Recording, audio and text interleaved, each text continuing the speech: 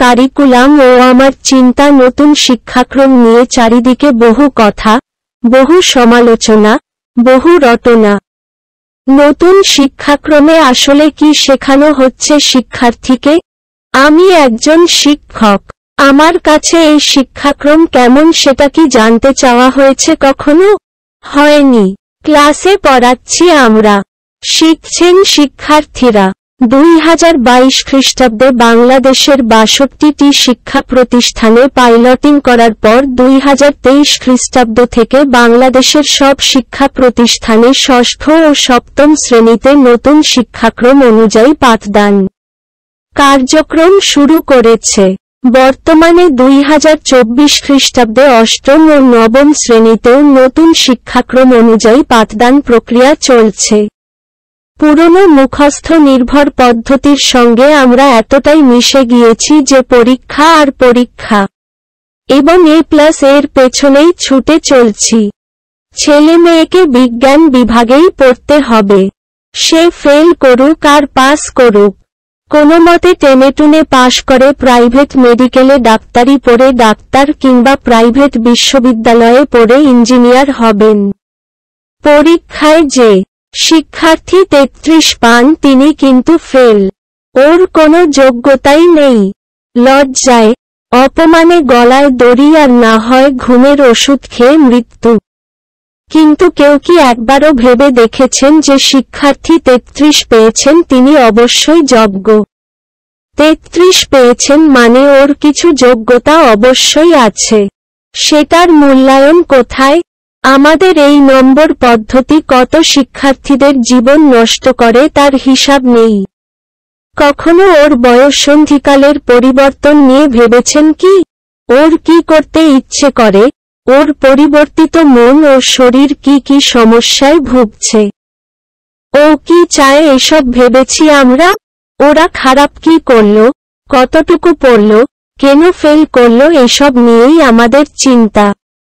ফলে হয় আমাদের ছেলেমেয়েরা মানসিক রোগী আর না হয় ভয়াবহ মেধাবী, মানে তথাকথিত গোল্ডেন জিপিএ -5। ছেলেমেয়েরা ভবিষ্যতে কি হতে চান সেটার উত্তর অভিভাবক ঠিক করেন। হয়তো ছেলেটি শেফ হতে চান বা মেয়েটি ফুটবলার হতে চান। ওরা ডাক্তার, ইঞ্জিনিয়ার হতে চান না। জোর করে ফেল করে ডাক্তার হন যে শিক্ষার্থী তিনি আসলে কি শিখেই ডাক্তার নাকি টাকা খরচ করে ডাক্তার? ভুল চিকিৎসার পেছনে এটাও কি কারণ হতে পারে না? আমি বলছি না চোখের পলকে নতুন শিক্ষাক্রম সব বদলে দেবে, কিন্তু শিক্ষার্থীদের যে 10টি যোগ্যতা অর্জন করতে হবে হাতে কলমে বাস্তব অভিজ্ঞতার মধ্য দিয়ে সেটা কি যৌক্তিক নয়? একজন শিক্ষার্থী জীবনের বেসিক শিক্ষাগুলো অর্জন করে জীবনে যা হতে চান হোক। ওদের জন্য সব উন্মুক্ত। সাহিত্য চর্চা, নাচ, গান, আর্ট, রান্না, কৃষিকাজ, সঞ্চয় করার শিক্ষা ইত্যাদি। সব অভিজ্ঞতার মধ্য দিয়ে আনন্দের মাধ্যমে পড়ে, শিখে, জেনে সিদ্ধান্ত নেবেন তিনি জীবনে কি হতে চান। রান্না নিয়ে প্রচুর সমালোচনা হলো। একটা ছেলে বা মেয়ে ভাত, ডাল, আলু ভর্তা, ডিম ভাজা কেন শিখবেন না?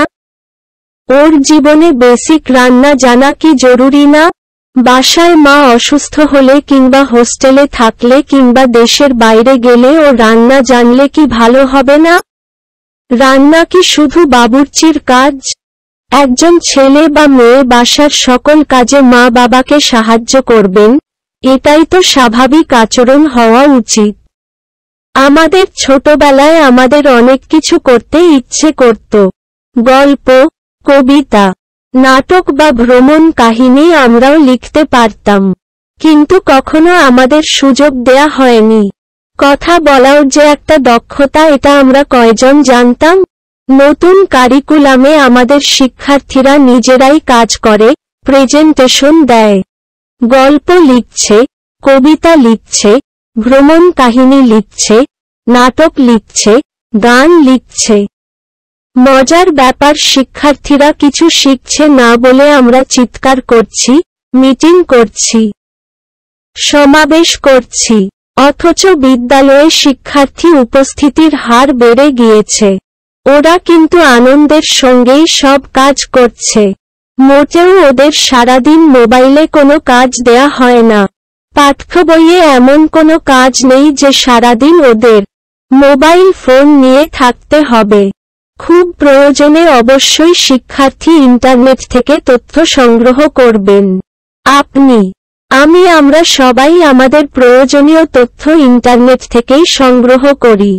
তাহলে আমার বিংশ শতাব্দীর সন্তান কেন ইন্টারনেট ব্যবহার করবেন না? কিন্তু সারাক্ষণ ফোন নিয়ে থাকার মতো কোনো কাজ নতুন শিক্ষাক্রমে নেই। যদি কোনো ছেলে মেয়ে সেটি করে তাহলে অবশ্যই আপনাকে আমাকে অভিভাবক হিসেবে মনিটরিং করতে হবে। আমি বলছি না কোনো সমস্যা নেই। সমস্যা আছে। অনেক বিষয়ভিত্তিক শিক্ষক সংকট, অবকাঠামোগত সমস্যা, সনাতন চিন্তা চেতনা, অতিরিক্ত শিক্ষার্থী, দৃষ্টিভঙ্গির সমস্যা ইত্যাদি। কিন্তু সবকিছুর ঊর্ধ্বে আধুনিক বিশ্বের শিক্ষার সঙ্গে আমাদের দেশের শিক্ষার্থীদের তাল মিলিয়ে চলার দক্ষতা অর্জন করানো। একটা নতুন জিনিস প্রতিষ্ঠিত হতে কিছু সময় প্রয়োজন। আমরা সবাই মিলে নিশ্চয়ই নতুনকে গ্রহণ করে আমাদের সন্তানদের সুন্দর ভবিষ্যৎ নিশ্চিত করতে পারব। হোক না আমার সন্তান গায়ক, লেখক, কৃষক, চিত্রশিল্পী, নৃত্যশিল্পী, ইসলামিক ব্যক্তিত্ব কিংবা উদ্যোক্তা, ওর পছন্দ অনুযায়ী ওর ক্যারিয়ার বেছে নেবেন। একজন আদর্শ মানুষ তৈরি হতে আমরা সাহায্য করি। সুন্দর ফিডব্যাক দিয়ে কিভাবে কাজকে সুন্দর করা যায় সেটা চিন্তা করি। কোচিং, বাণিজ্য কমে যাক, শিক্ষার্থীর চিন্তিত দক্ষতার বিকাশ হোক। একজন আদর্শ মানুষ হোক আমাদের সন্তানতুল্য শিক্ষার্থীরা। আমাদের সন্তানেরা ধর্মচর্চা করছে, হাতে কলমে শিখছে ধর্মীয় আচার আচরণ যা আগে বিদ্যালয়ে এভাবে শেখানো হতো না। ওযু করা, নামাজ পড়া, প্রার্থনা করা সব বিষয় এখন প্র্যাকটিস করানো হচ্ছে বিদ্যালয়ে। পরিবর্তনকে গ্রহণ করতে শিখি আমরা। একেবারে না পারলে গ্রহণ করার চর্চা করি। আপনি আমি পিছিয়ে থাকলে আমাদের সন্তানও পিছিয়ে থাকবে।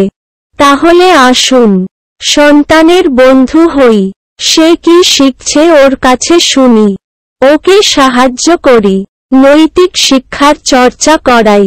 দৈনিক আমাদের বার্তার ইউটিউব চ্যানেল সাবস্ক্রাইব করতে ক্লিক করুন।